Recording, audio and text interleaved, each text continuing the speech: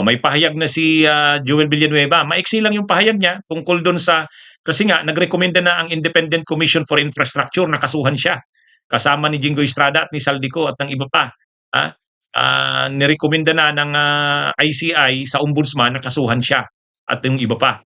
Sabi ni Joel Villanueva, ang depensa ni Joel Villanueva, matagal na raw siyang nagsasabi na kontra siya sa flood control.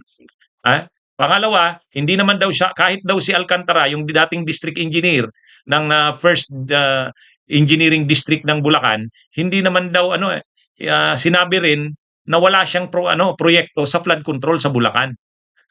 Ang babaw naman ng depensa ni paliwanag ni Joel Villanueva. Oo nga, hindi naman flood control yung gusto niya, multipurpose. Pero yung 600 million na flood control na yon, yun ang binigay ng DPWH para sa kanya.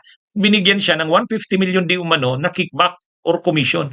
Dinala pa ni Alcantara sa barangay nila sa Bukawi, doon kay alias Peng na tao ni Villanueva. Yun. Yun ang ebidensya.